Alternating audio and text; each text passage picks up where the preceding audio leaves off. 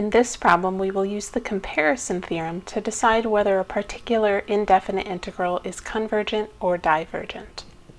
Our integral is the integral from 1 to infinity of 1 plus cosine squared x, all divided by the square root of x dx.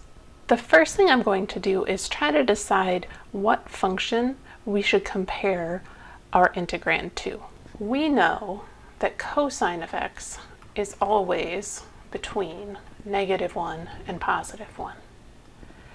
That means that if we square cosine of x, first we get something positive because we're squaring a number, and then we're going to get something less than or equal to 1. So cosine squared x is always between 0 and +1. If I add 1 to each of these pieces, we see that 1 plus cosine squared x is between 1 and 2.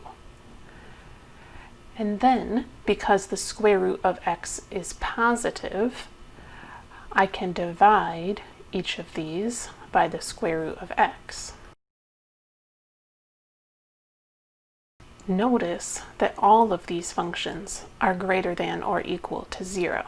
So I can compare our integrand, 1 plus cosine squared x divided by the square root of x, either to 1 over the square root of x or to 2 over the square root of x. Because these two functions have the same form, I'd like to determine whether the indefinite integral from 1 to infinity of 1 over the square root of x dx is convergent or divergent. In order to do this, we are going to use the definition.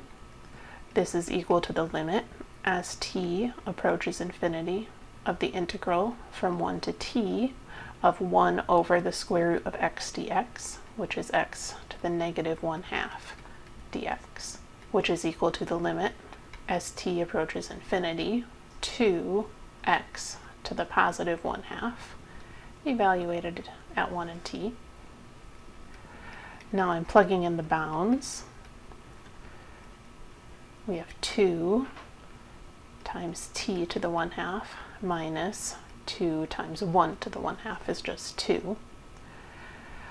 Okay, now when I take the limit as t approaches infinity, t to the 1/2 goes to infinity, so this limit is infinite. This tells us that the integral from 1 to infinity of 1 over the square root of x dx is divergent. Because the integrand in our original indefinite integral is greater than or equal to the integrand of this indefinite integral that we know diverges, we know that by the comparison theorem,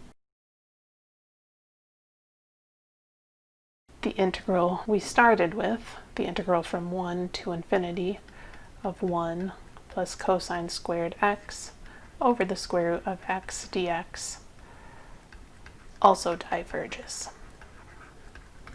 I want to just mention that if we look at the integral from 1 to infinity of 2 divided by the square root of x, we could just pull that 2 out front. So it would be 2 times the integral from 1 to infinity of 1 over the square root x dx. And because we looked at that integral just a moment ago, we know that this diverges. However, because our original integrand is less than or equal to the integrand of this integral, this does not tell us anything about our original integral.